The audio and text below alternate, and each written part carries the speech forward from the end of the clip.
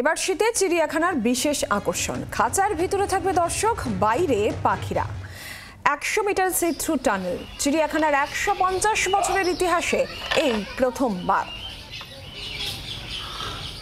ঠিক কি ছবি আমরা একটু জানি, কি পরিকল্পনা নেওয়া হয়েছে। অয়ন ঘোষাল সরাসরি রয়েছেন আমাদের সঙ্গে। অয়ন, সি থ্রু টানেল তোমার মাধ্যমে আমরা একটু তো দেখতে পাচ্ছি, গোটা পরিকল্পনাটা যদি একটু জানা যায় অয়ন। একেবারেই শুধু কলকাতার আলিপুর চিড়িয়াখানা নয়, ভারতবর্ষের যে কোনো প্রান্তের যে কোনো সরকারি চিড়িয়াখানা, তাতে এরকম একটা নতুন অভিনব পদক্ষেপ, যেখানে মানুষ থাকবে খাঁচার ভেতর এবং বন্যপ্রাণ থাকবে খাঁচার বাইরে।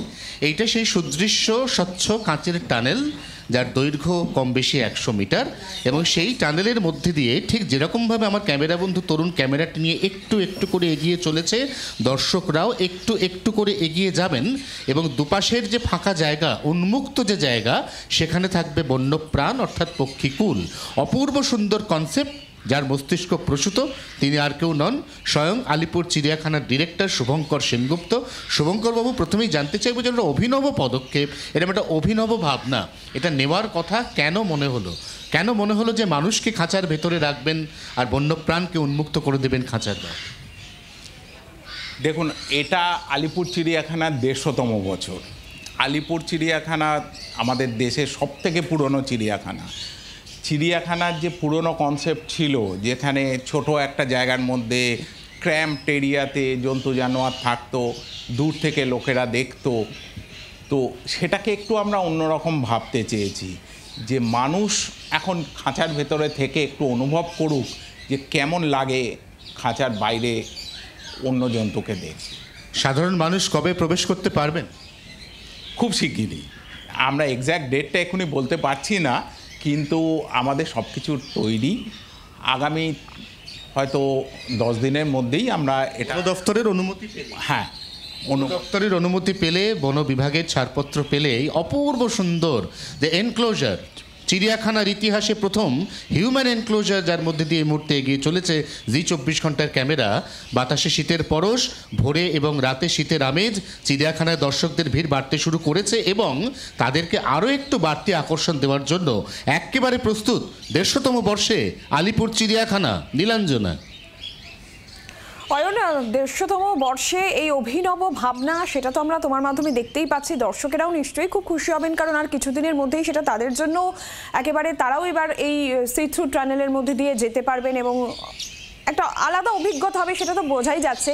আর কোনো কি পরিকল্পনা থাকছে এই 150 বছর উপলক্ষে? দেখো, এটা হচ্ছে একটা পরীক্ষামূলক পরিকল্পনা, এবং এটা এই মুহূর্তে শুধুমাত্র পাখির খাঁচার ক্ষেত্রেই করা সম্ভব বলে আলিপুর চিড়িয়াখানা কর্তৃপক্ষ জানাচ্ছেন, কারণ সেক্ষেত্রে হিংস্র প্রাণী, অন্যান্য প্রাণী যারা স্পর্শকাতর, তাদের খুব কাছাকাছি এভাবে মানুষকে এনক্লোজারের মধ্যে আসতে দেওয়া যাবে না। তাদের জন্য যেরকম ব্যবস্থা বলবৎ ছিল সেরকম থাকবে, কিন্তু যদি এই ব্যবস্থা সফল হয়, তাহলে আগামী দিনে এরকম আরও চমক নিশ্চয়ই আমরা দেখতে পাবো।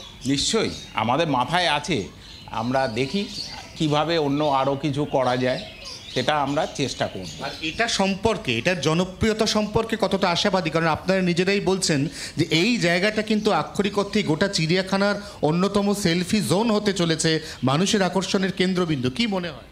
একদম, আমরা আশা করছি যে এইখানে দর্শকের ভিড় লেগে থাকবে, এবং এখানে এই একটা অনন্য অভিজ্ঞতা, সেই অভিজ্ঞতার আস্বাদ করার জন্য সবাই এগিয়ে আসবেন এবং সবাই মুখিয়ে থাকবেন। আমাদেরও এই জায়গাটা দেখে সত্যি মনে হচ্ছে, যেখানে দেখো দুপাশে অজস্র পাখি উড়ে বেড়াচ্ছে, তারা প্রত্যেকেই উন্মুক্ত, কারণ তাদের সেই খাঁচায় বন্দি জীবন থেকে তারা মুক্তি পেয়েছে, এবং তারাও কিন্তু কোথাও না কোথাও নিশ্চয়ই অনুভব করছে যে মানুষ খাঁচার ভেতর দিয়ে হাঁটছে তাদের দিকে তাকাতে তাকাতে, এবং তারা একেবারে ডানা মেলে মুক্ত বিহঙ্গ হয়ে উড়ে চলেছে আকাশে।